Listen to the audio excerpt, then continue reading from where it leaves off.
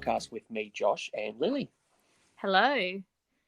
Not much has happened in the world of cricket, but there's still been a little bits and bobs and stuff happening. But also the fixture got announced. It did. The Australian Summer of Cricket has been announced, which is exciting. We've got here in Adelaide an ODI against England and then a West Indies test, which is should be fun. Yeah, definitely. We haven't had the West Indies here for a long time. I think in Adelaide, maybe 2015-16 was the last time we had them here. So in Adelaide specifically. So that's exciting. It's been a Very while. exciting. Yeah. Lots of one-dayers being played, lots of one-day series.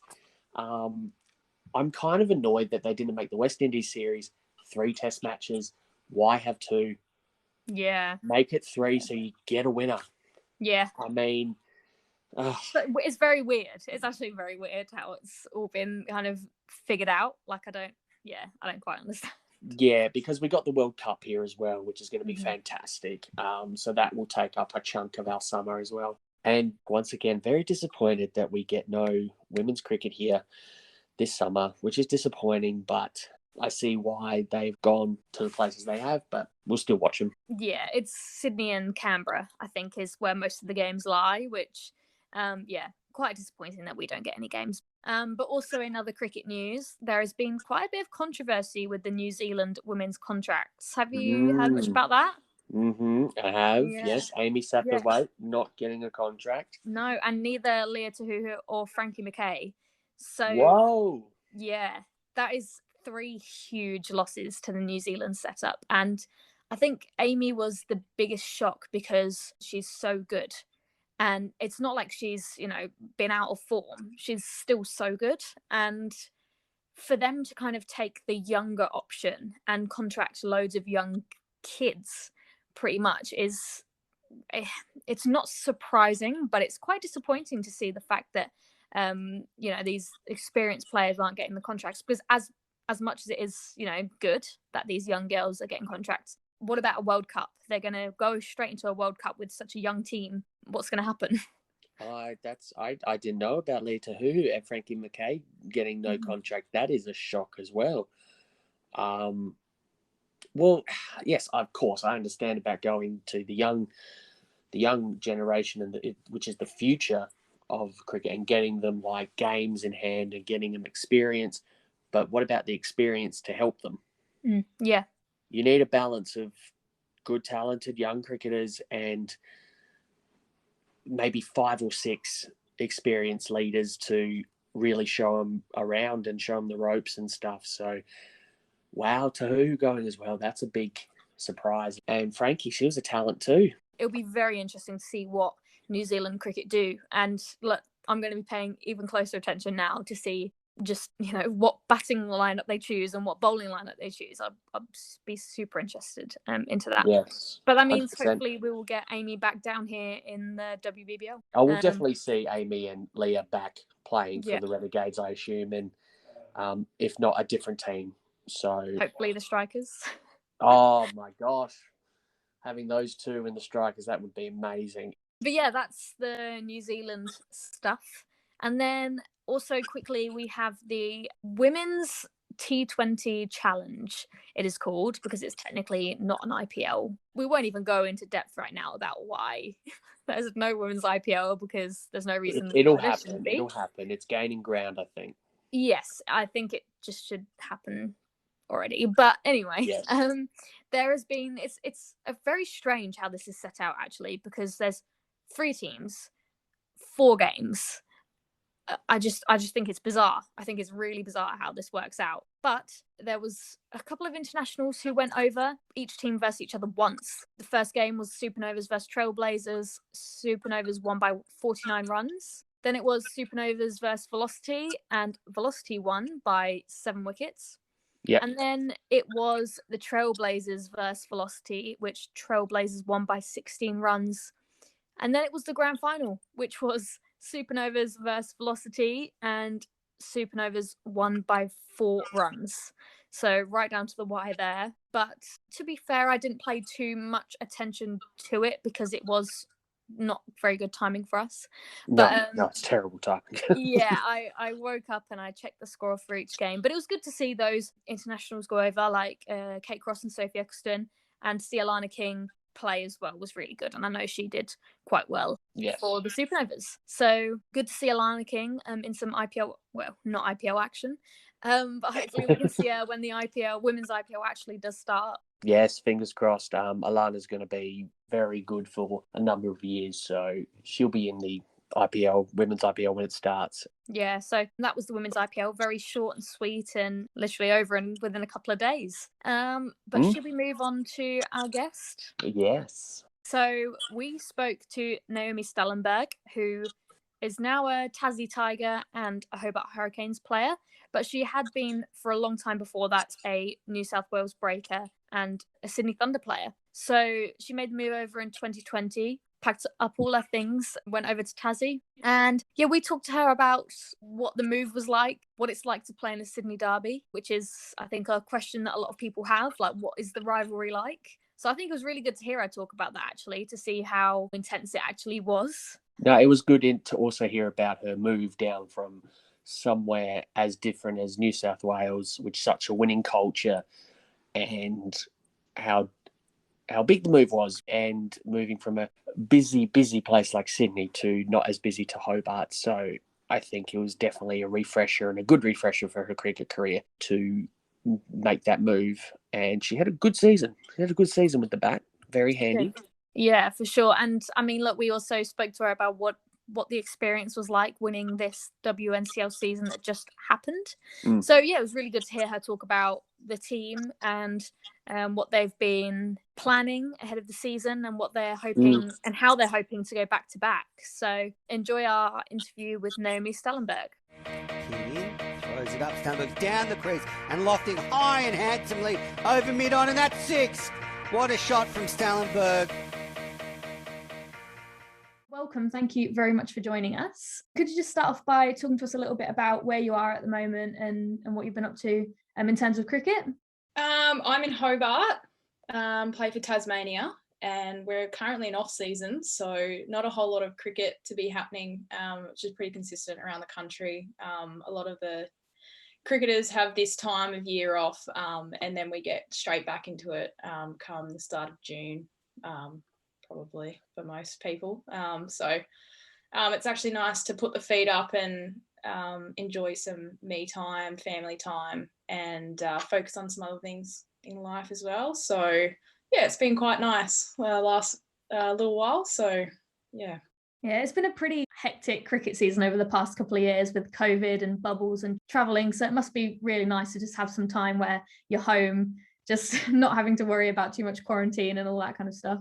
Yeah, it's been a pretty unique couple of years, that's for sure. But I think everyone should be pretty proud of the way that we've handled it, and for us to come through the other end.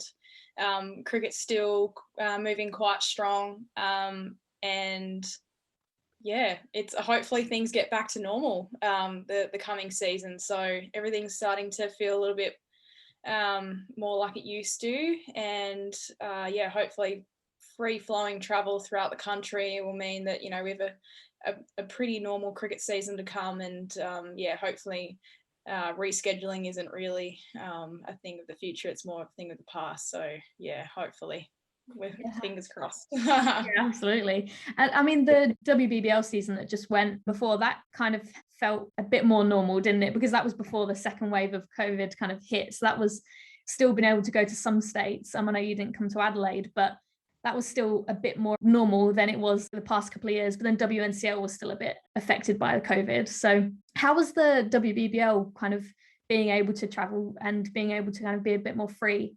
Yeah, it was nice to be back on the road.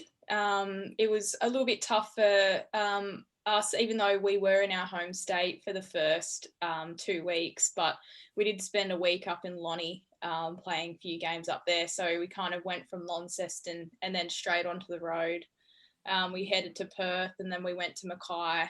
So I guess it was a little bit more normal, but we also were in a little bit of a travel hub if you want to call it that. So it was nice to be able to travel and, you know, see other states and kind of feel a little bit more like, you know, we're on tour.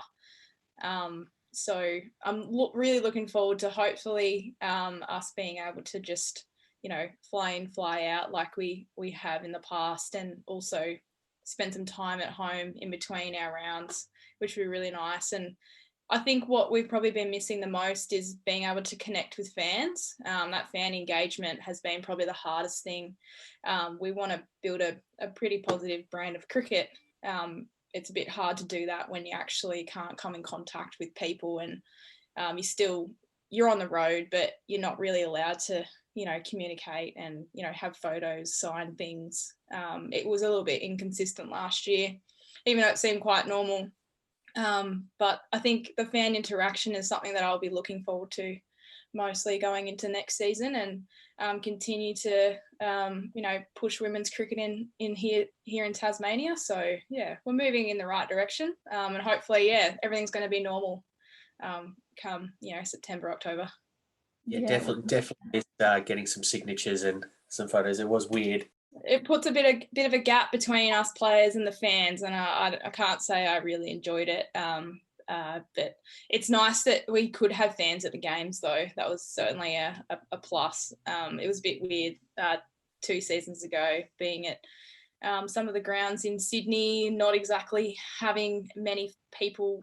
I actually had a few games at like Hurstville and Drummoyne, and they didn't open those up to the public. So we had a few family members sitting on the other side of the fence, still able to view the matches, but they weren't actually inside the grounds. So a little bit unique and obscure, but it's nice to have fans at the games again, and hopefully we can start having photos and, you know, making sure that we're signing all the merchandise.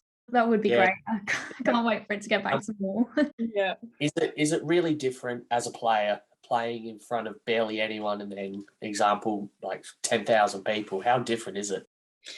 You certainly can hear your own thoughts a little bit more when there's not as many people around. When there is a crowd, it's definitely an unbelievable feeling. It's hard to explain. A lot of the time you don't even feel like you're inside your own body. You almost feel like you're in the stands watching with some of the fans. And it will be so nice to have people continue to follow the game and be able to come and watch, and continue to build a fan base.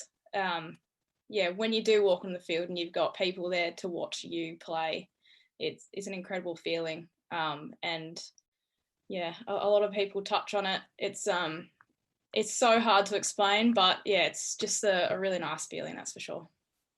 Well, it'll be good this year because for us fans to watch more cricket. So the WNCL hopefully going to more home and away games. Is that exciting?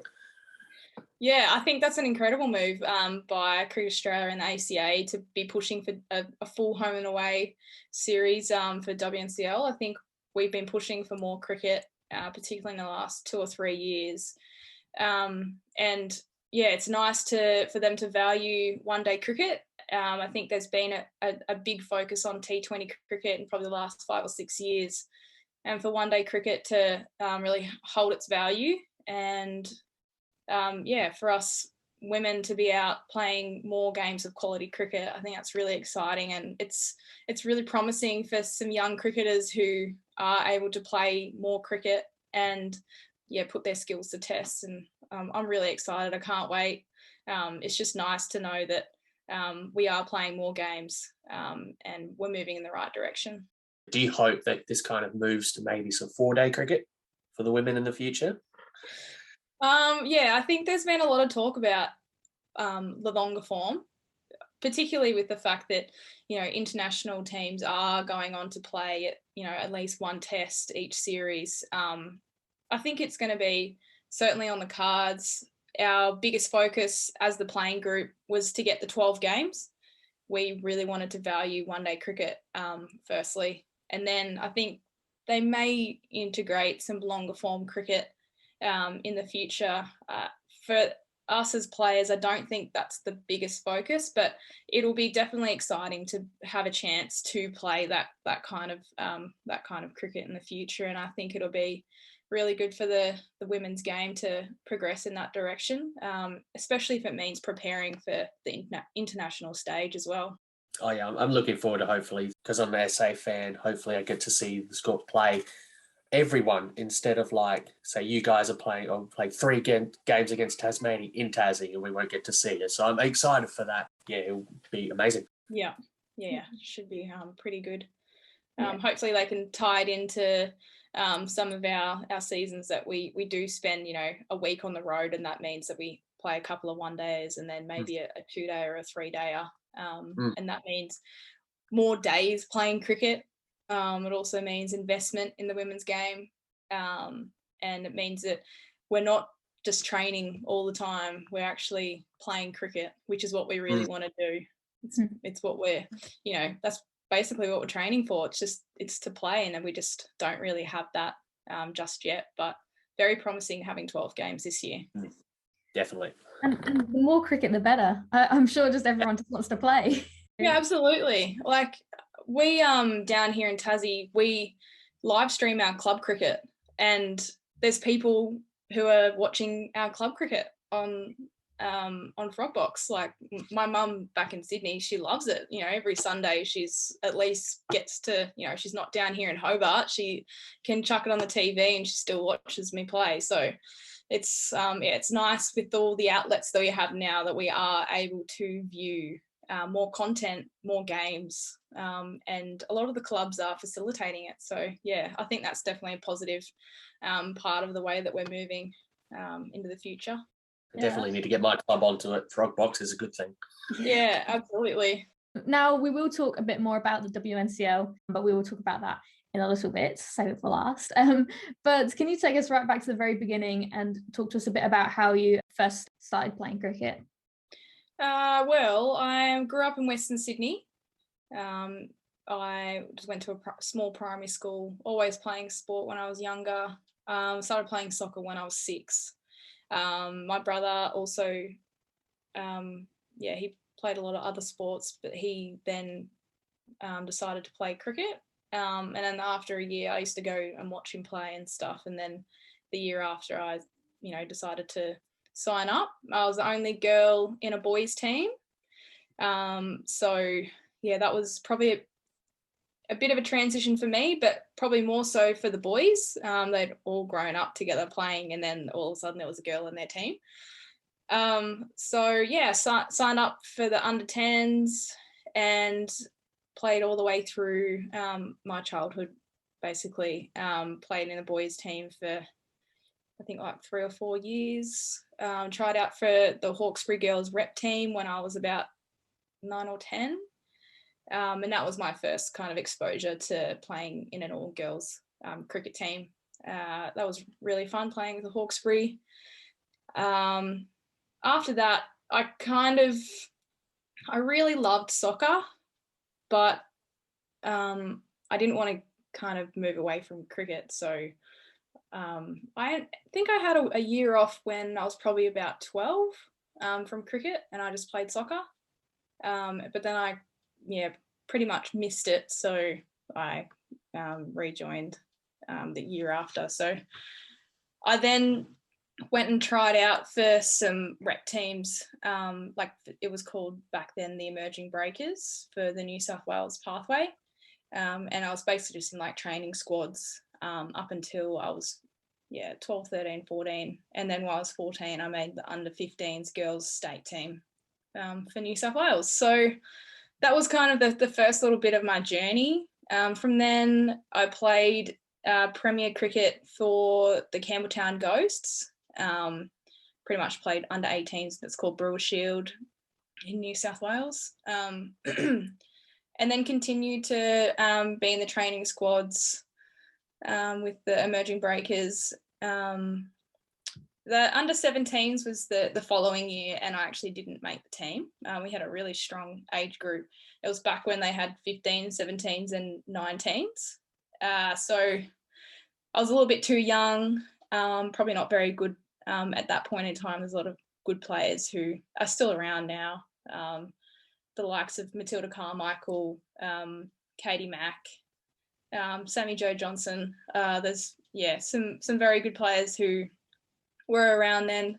I was probably a little bit too young, and I didn't make the team. So it was actually probably the best thing that ever happened to me, because the next year, and I was in the under 18 squad for the Emerging Breakers New South Wales Pathways, and I worked my absolute butt off, and then ended up making the under 18s team when they changed the formats. They made it 15s, 18s. So so then I was in the under 18s New South Wales squad 2 years in a row, and then that was kind of the progression of my underage pathway.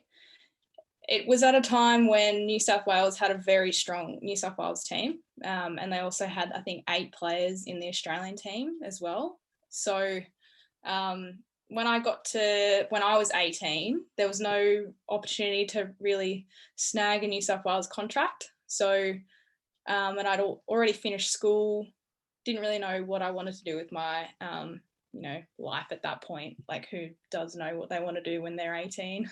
So I spent a summer over in Holland playing cricket. So that was really fun. Spent 5.5 months just basically playing cricket, partying, seeing a little bit of the small country it is. And that was definitely a highlight of my cricketing career, I think, having that. But I think what that helped me understand was that, like, cricket's just a game. It's just about having fun and enjoying the people you're around. And the Dutch are a very fun nation, very fun people. They love to have a good time and have a drink as well. So the culture was pretty fun to be a part of, and riding my bike everywhere. It's an awesome place. So I was able to just go over there and just play cricket and have fun and enjoy it. That was when I was 18. But then once I'd come back, I did have a few opportunities to train with the New South Wales team, but they were still extremely strong. So I didn't end up playing for New South Wales until the year after, when I was 19. I got upgraded onto a contract and then made my debut in 2013. So that was like my first kind of taste of professional cricket. Wasn't really that professional back then. Like, you didn't really get paid, you just got paid match payments. So I don't know, I think my first contract might have been $3,000 or something. So it's very different to the contracts some people are on these days. And I think it's been nice to be a part of the progression of professional cricket, especially in the female side. So very different time back then, and I'm pretty privileged to be a part of the era that it is now. The international team's very well paid, which is awesome, and they're playing more cricket, which is cool. Played for New South Wales from 2013 up until 2020. I was a part of the Sydney Thunder WBBL squad. We won in the first year, which was awesome. Very exciting, as not only as a team but as a club. The men also won that year as well. So that was very exciting to be a part of. Where do we go from here? That same year that we won the WBBL, the next day I was basically on a plane, and I'd been selected to be a part of the Australian women's team, international team. So I was picked in the T20 squad. Had a pretty good year with the Sydney Thunder, and earned myself a spot on tour. We played India. I only played one game, but it was awesome it was amazing to be a part of. And then I've been with New South Wales since 2013 until 2020. I think we'd won 4 titles when I was there, maybe 5. I'll probably have to go back and have a look. No, that sounds correct. Yeah, and then been with Tassie for the last 2 years and the Hobart Hurricanes as well. What's the difference been from being in Sydney and playing New South Wales to going to Tasmania and playing with Tasmania now? Was that a big move? It was a pretty big move. I think because when you are in such an environment for a long period of time, you actually don't know what's out there half the time. You're in this environment and it's like, oh, this is all I know. So it was actually quite nice to transition into Hobart and Tasmania and experience a different lifestyle, a different program, different teammates. Even though I came down here and I had similar teammates that I had a couple of years before that, a few of the other girls had moved down here too. So it was certainly different, but moving to Tassie has actually been like one of the best things that I've probably experienced. If you've been to Sydney much, you can Yes. understand it's a very busy place. There's a lot of traffic. It takes a long time to drive anywhere. And I think a difference between probably New South Wales and other states is probably that they're very well resourced.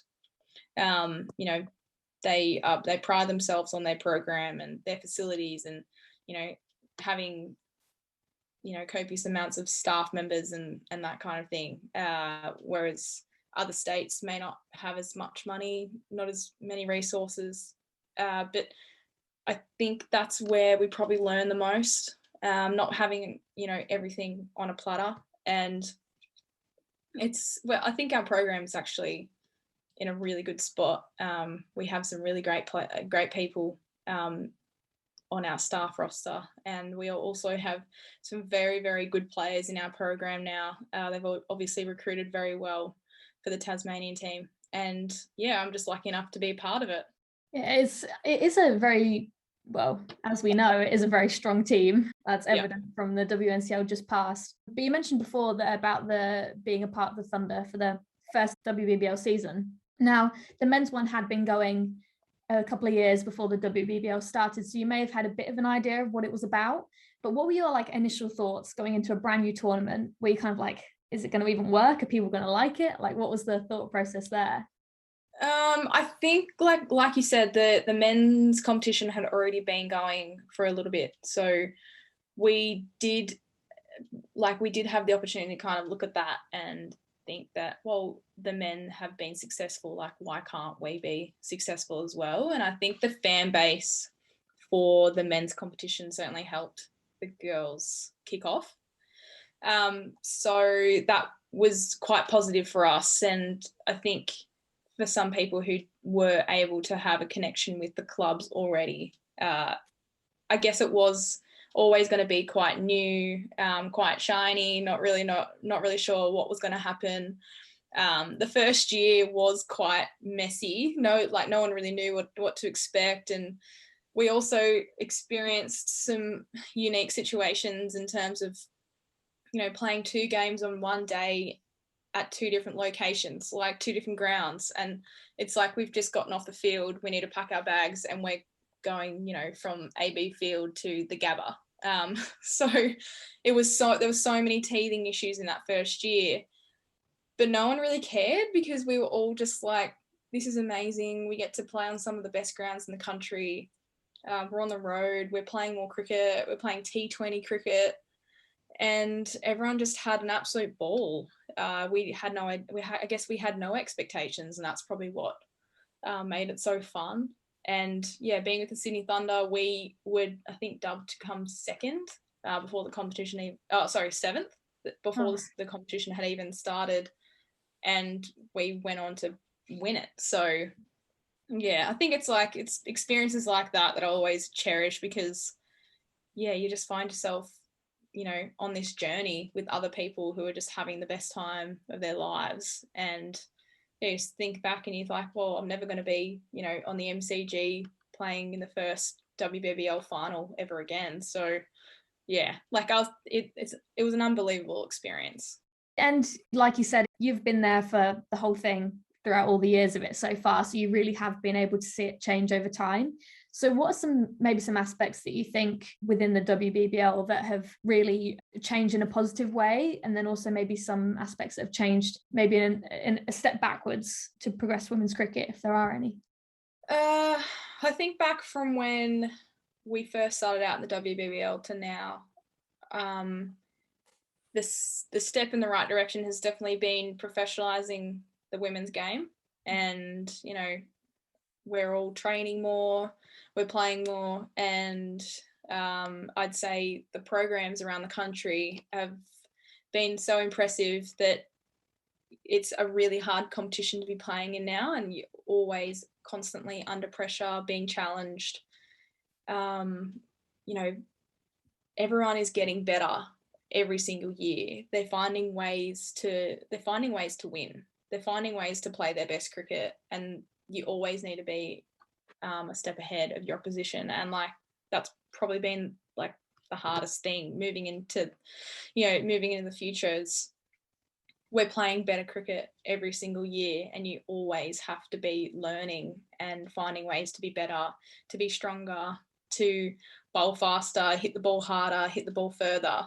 And that's a big part of the game that has changed in the time that, you know, it's been around. And yeah, like it's so impressive the way women are playing cricket now, and you can see that across the international stage. You know, other countries they're trying to find ways to match the Australian team because we're miles ahead of all the other countries. So I certainly think the WBBL has helped with that, and it's helped with professionalising the women's game and attracting some of the best players around the world. That's obviously, that helps the competition be as good as it is as well. And yeah, certainly a positive for the game. I can't say there's too many negatives for the WBBL. I think they probably could work with the ICC a little bit more to make sure that you know, it's like the men's IPL, making sure that there's no international cricket when that's being played, because you know that's the front running T20 competition in the whole world. So I think the WBBL is certainly that in the women's space, so making sure that all the best players are available around the world to make sure that they can make it. And what's your opinion on the standalone seasons? You know, because it was the WBBL and the BBL used to be played together, double headers. So what is your opinion on them being now kind of standalone, and do you think that's impacted it in a positive way? This is a hard one because I can see that, you know, the reason why they wanted to do that. They really wanted to put a spotlight on women's cricket, and they had to do that by going standalone. I think what it has done it has put a spotlight on the women's game, and the fan base now, they get to, you know, experience T20 cricket over like 4 months instead of 2. Mm-hmm. I think what it did was maybe disconnect the men and women within clubs. So, you know, we used to have, you know, many double headers with the men, and I can't remember who I spoke to about this a few weeks ago. It was just, you know, when I was a part of the Sydney Thunder and we used to have the Sydney Derby, and it was always the men and women, both Sydney teams. You had 2 of those every season, and it was like you'd walk onto the SCG and you already had, you know, 5,000 to 10,000 fans already there. They were there to see the men play, but they came to watch us play as well. And I think that's probably something that I do miss a little bit about, you know, when we played double headers with the men. There was a sense of, you know, 1 club, 2 teams. There is a little bit of a disconnect between the men and women. But I can see in terms of like broadcasting rights and the reason why they did put the WBBL standalone. They really wanted to put a spotlight on the competition and make sure that it is, you know, at the forefront of, I guess the attention around the world, not only just in Australia. So I don't know. It's a hard question. Yeah. Yeah. No, I do completely understand. And it's like you said, it brings it kind of its own competition in a sense. But also I always remember this is my one example. Amanda Wellington was working with Rashid Khan because they obviously both bowl leg spin, and they had net sessions together throughout the season. And I think that really kind of brought the two teams together, and that kind of shows like how connected they kind of were. So I think, I do agree that is probably something that is the one thing that's maybe a bit disappointing about splitting the two seasons, is the fact that you can't really work with the guys and get their kind of knowledge and experience to help you develop your game. Yeah, I mean, particularly when you have international players coming over and, you know, we walk in the room and there's Joe Root standing there, you know, in Sydney Thunder kit. And it's like, this is so surreal. So like you do not have that experience so often. Even like Dre Ross, like he was so impressive early days for the Thunder, having the opportunity to just, you know, sit back and have a conversation. Like Mike Hussey, he was amazing. And he was so important for the success of the Sydney Thunder. And, you know, he used to send us videos to say, good luck, girls, you know, we'll be watching. And there was that, you know, one club feel. And I think, I mean, if you look at the 100, they've got that at the moment, because, you know, I've heard a few players even say, well, you know, we'll probably even go on the same bus this year because, you know, the men are going early to watch the girls, and then the girls are staying behind to watch the men play. And, you know, they've got that, you know, camaraderie and, you know, that one club type thing going. So I think, we're probably a little bit envious for what it was in the past, but I can see, you know, the direction that they wanted to move. Yeah, that's for sure. Yeah. Maybe that's a thing that the BBL could do now, because it's becoming a bit stale and just they need to revamp. But maybe they could, as you said, Naomi, the one club type thing. So maybe we could bring back some double headers and really get that one club feel back. So maybe that is something they could do. Yeah. Well, I don't know. When do we play those competitions? That's probably the biggest question. So, I'm not sure what they'll do. Hopefully, they do try and you know, revamp it a little bit. That'd be good. You did mention about the Sydney derbies, and I was just wondering, what is that like? Because it's very like, you know, you're from the same state, so what's playing in those like? It's so hard to explain because I think the first year we had no idea kind of what was going to happen. Particularly like we had the New South Wales coach as the Sydney Thunder coach. So once we had finished all of our games, I think that it might have been it for us going back to playing. I can't remember. But we just built this rivalry from the start. And I think because we were the two teams that made the final in the first year, that was it. Like, we had absolutely annihilated the Sixers in the first game, and that was what kicked our competition off. And then they absolutely smashed us during the season, and then all of a sudden it was us and them in the final in the MCG. So the rivalry just began in the first year, and then the Sixers going on to win the next year, and so on. And I think it was like the first 5 seasons we always went 1-1. It would always been like, you know, it wasn't just like one team had the success. It was, you know, regardless of how we'd been playing throughout the season or how they'd been playing throughout the season, it was like we always managed to win against them, or, you know, they managed to probably win quite well against us. But yeah, we always went kind of 1-1 throughout the first 4 or 5 seasons. So we were always so competitive, and I think the success of New South Wales probably helped. So New South Wales had such a success before the WBBL it was even, you know, existed. And, you know, they won, I think, like 23 titles or something. something ridiculous. So yeah, so the success of New South Wales legacy history as a whole always meant that we were always going to be competitive in those Sydney derbies. And I think similar in the men's space, you know, they've experienced a lot of success throughout their history as well. And yeah, they always had really tight games as well, and probably went 1-1 as much as we did. So always knew that when a Sydney derby was coming up, you knew that it was going to be a big game and a really exciting prospect. You know, walking out on the SCG or Spotless Stadium, you knew that there was going to be fans barracking for both teams.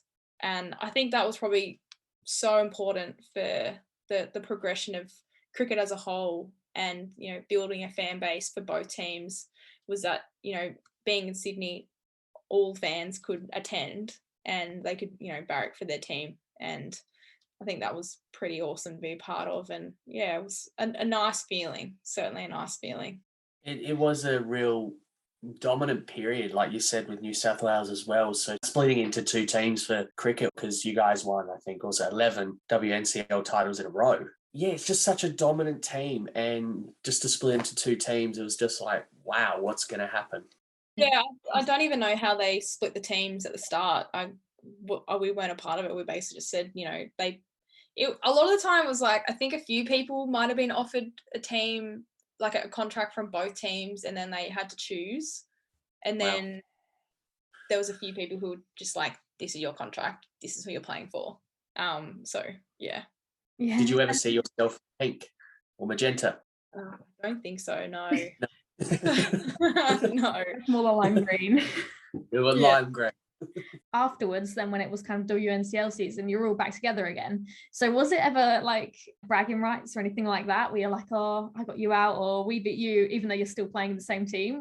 Yeah, I feel like, so the first year of after the WBBL, I feel like I don't think we regained as a team for New South Wales, because it was like we'd played our competition before Christmas, or before the WBBL had started, and then WBBL went from like December to January, and then there was the Australian tour.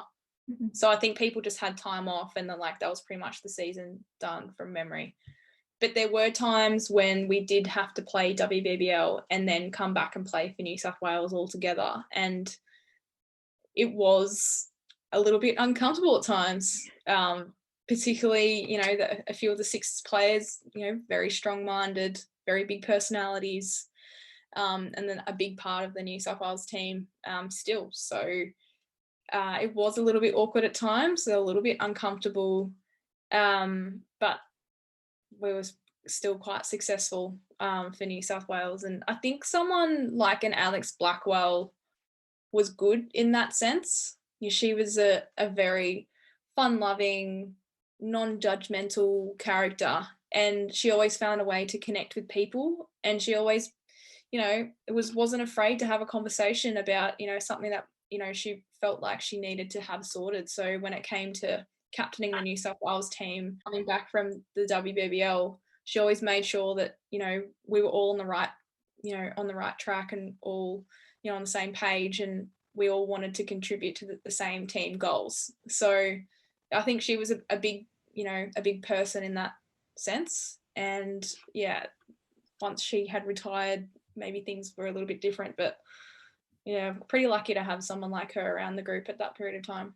And you mentioned before about after you played many years for Sydney and the Thunder, you then moved over to the Hurricanes. So this season, you won the WNCL, so congratulations on that. Well done. Well Brilliant. Done. The Tigers were just such a strong team. And I did notice that in comparison to other teams, you didn't lose a significant amount of players to Australian duties. So, you know, I know like Victoria and New South Wales lost majority of their team. So did that give you maybe a bit of confidence going into the WNCL season? I'd say yes and no. I think I'd probably like to argue that, so we're all kind of doing the same thing. We're all training, we're all playing, we're all very good cricketers, and that's why we all have contracts. Mm-hmm. And yes, there are some players who are absolute freaks, but they're one person.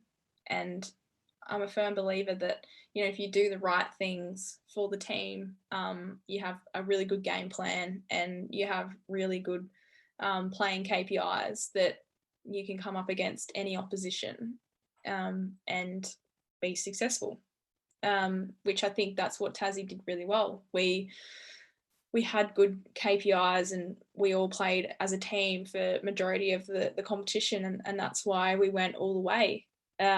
So yes, there were some teams who did lose some very big players in their teams. But you also look at South Australia, who had lost, three or four big names to their squad. And a lot of them actually stepped up and played quite well and they made the final. So, we lost two big players in Nick and Heather, who also they bat and bowl. So it's like you have two top order batters and you also have, that's 20 overs that they're probably gonna bowl every single game. But yeah, there were some people who did step up. I think we also had a really nice feel around the group. We made sure that all of our young players, they knew what their role was and they knew what was going to be asked of them. And we had some really good conversations, before our games and after our games, and some, a lot of honesty. And yeah, we just really gelled as a group really well, particularly in the 2 weeks of, on the road playing. We went to Sydney, Canberra, and Victoria. So yeah, I think it is hard when you do lose your players, but we had some very good leadership, some very good coaching, and yeah, that's pretty much the reason why I think we went all the way and we won the tournament. But I think us setting a good foundation as a team, and what the brand of cricket that we want to play, I think that was pretty important for our success this season. And moving forward, we've got 12 games to play now, so it's going to be more pressure, more expectations, and I think we're really looking forward to trying to go back to back. That opening partnership as well, that was just incredible. Now, full credit to you guys. You guys did very well. And yeah, like you said, it's exciting to see 12 games now. So more opportunities for teams. The last time I played in a final against South Australia, we actually lost. So I like remembering that one, not this one. Yeah. What was it like to watch Elise Villani and Emma Mannix-Jeeves just bat so well? Because you didn't have to bat, so you were just kind of sitting there just watching the game, and it was a very comfortable win. So what was it like watching them two build such a strong partnership out there? I think it was just so nice to see someone like Elise Villani. She gave up so much to leave Victoria to play for Tassie, and for her to score 100 in a final, I think that's like the ultimate dream. And like she'd played in, I think it was 7 finals or something that Elise had played in, and she'd never won. And I think that's something like some people don't even have the chance to win in their whole career, whereas like she goes out and scores 100. Like that must have been an amazing feeling. So I think as her teammate, that was really special to watch that unfold. And then obviously like EMG to go out being so young and inexperienced to then score 100 in a final also, and for them to put on such an impressive partnership in such a big game. The WNCL final was an amazing prospect to be a part of. I think we did a really good job in showcasing women's cricket here in Hobart. And yeah, it was an amazing day. It was. We made history as the first Tasmanian team to win a final, and we certainly celebrated like we did too. You got it. Yeah, that was the first time Tasmania won the WNCL. So yeah, the celebrations would have been great. Yeah, I think it was a nice feeling for also the past players. We met a few of them earlier in the year, and some of the women who had played throughout the 70s and 80s, they some of them said they even made their own uniforms Like, Wow. yeah, and I think some people who play now wouldn't even know the half of it. They wouldn't even know what they've gone through just to, go away and play a tournament for their state. And yeah, I think it was really nice for us to do that, not only for ourselves, but for them as well. I think also what you said about Elise, like really going well, junior can definitely still play at the highest level. And it's great to see her, like I think she made 100 for Melbourne Stars as well on the last ball. And it's just great to see her still going, because sometimes players can just get a bit downhearted and it affects their career once they're out of that national setup. But it's great to see her keep playing, and hopefully she gets back and finishes strongly at that level. Yeah, I think she's probably still got it set in her sights.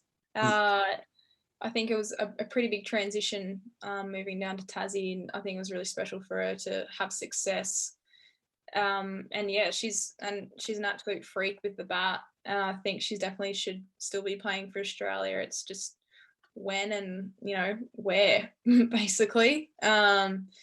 So yeah, I think that's just that's the strength of women's cricket now. Like, even some of the best players don't fit into an Australian team. Like, that's how crazy it is. So yeah, it really proves how much talent that Australia is producing. And even with, like I said, Emma in the final, such a young player who never heard of before playing in this WNCL, like I only saw her because she was doing so well for Tasmania. So to see that these young girls are being given the opportunity to play at quite a high level, I think is brilliant. And it's super exciting to see what's going to happen next year. So the contracts have come out for Tasmania and all the other teams. So what is one thing that you're really looking forward to for the upcoming season?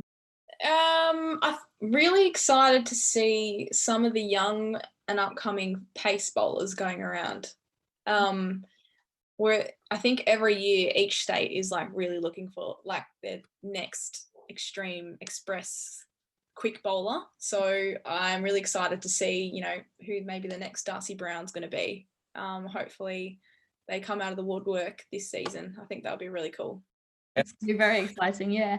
Also, in the WBBL, the Hurricanes probably didn't have, I'd say, the preferred kind of ending to a season, not making playoffs. But then you kind of fought back in the WNCL. So what were the talks between the two? And was there anything in particular that you kind of went, let's try and change something that we did in the WBBL to improve it in the WNCL?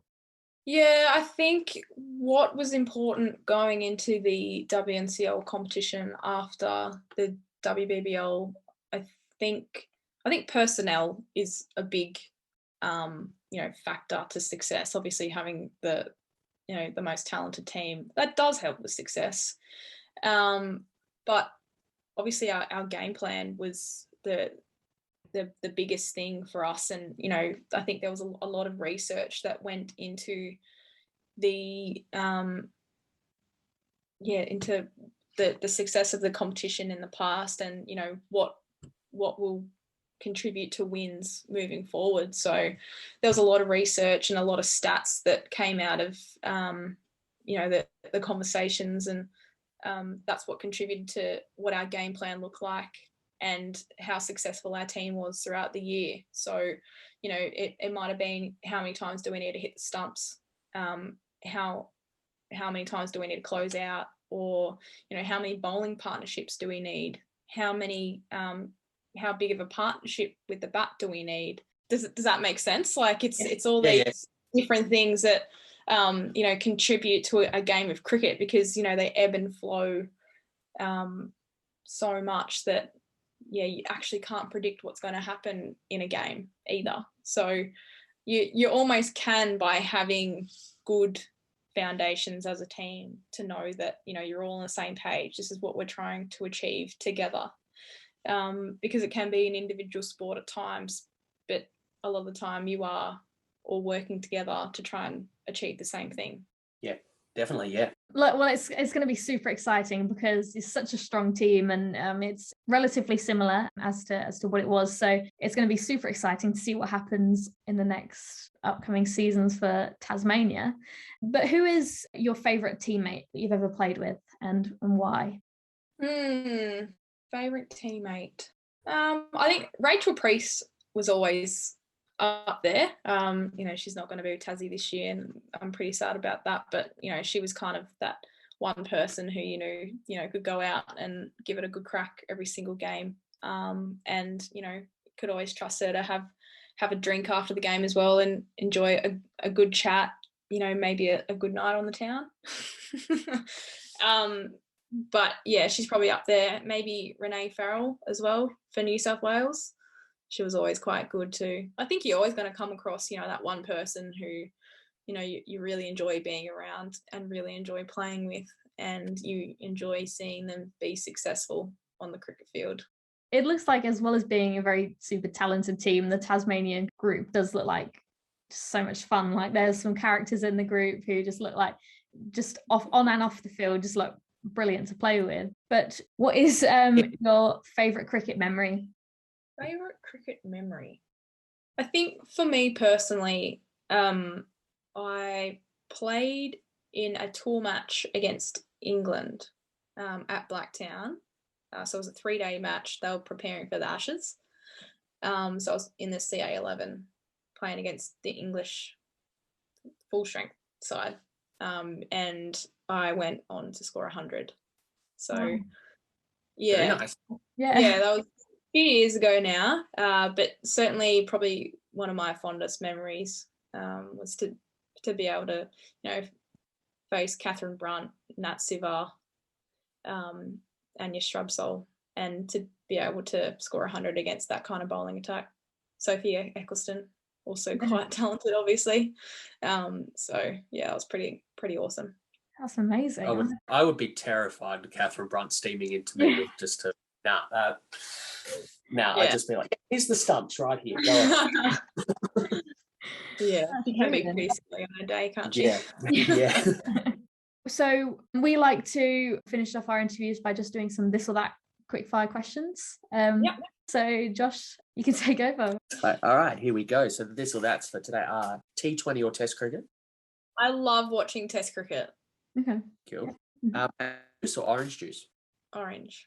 Good choice. The apples will get there. I love that. Chocolate in the fridge or pantry? Oh, in the fridge. Okay, good. Yeah. I don't want it to melt in my fingers. Yeah. Good. It's good. I can't eat cold chocolate. It's so hard. Take a hat trick to win a game or hit 3 sixes in a row to win a game. Which would you rather? Probably a hat trick. Okay. Hat trick. So unrealistic. Could happen. You never know. No, maybe my time's not up with bowling. Beach or backyard cricket? Backyard. Pineapple on a pizza? Yes or no? No. Oh. Okay. Oh. Controversial. No. I think you're one of the first no's. What's your go-to pizza topping? I like a chili prawn pizza. Ooh. Interesting. But I also like a prosciutto, like real cheesy, a little bit of rocket on top.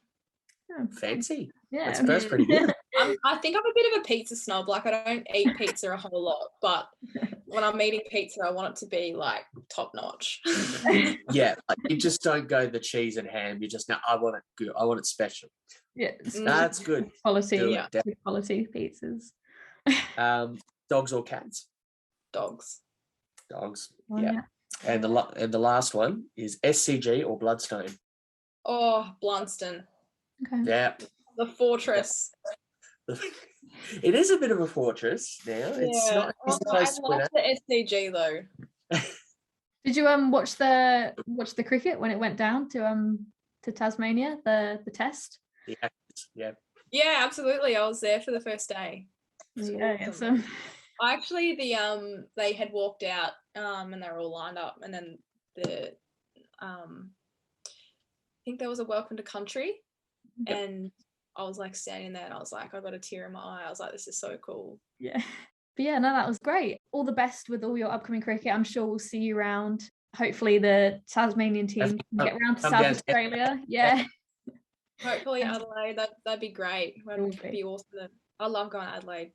It's really nice. Well, Tasmania team's always welcome, even though they couldn't make it round last season. But yeah, hopefully we get to see you playing some games when the season comes around. But yeah, other than that, like I said, thank you very much for jumping on and talking to us. We really appreciate your time. Thank you. Really appreciate it. King in, throws it up, Stalenberg down the crease and lofting high and handsomely over mid-on, and that's 6. What a shot from Stalenberg. Well, I enjoyed that interview. That was very cool to hear from her. I loved watching Naomi play cricket, so it was very cool to talk to and just take us into the depths of what she does. Yeah, it was really good. Hopefully we can see Tasmania/Hurricanes back in Adelaide. Be good to see them live again because we haven't for some time. But yeah, it was really good to talk to Naomi, so we hope you enjoyed that interview. Next week, we have another guest. We spoke to Australian umpire Eloise Sheridan. It was really good to talk to Eloise because we haven't had an umpire's point of view yet. So it was super interesting, actually. Some of the stuff blew our minds about some of the stuff that umpires actually have to do. So that will be coming up next week, and we're super excited for that one. But in the meantime, you can follow us on Instagram or Twitter at howsthatTCP, or you can send us an email at howsthatthecricketpodcast@gmail.com. But that is all from me this week. And that is all from me, guys. How's that? You messed about.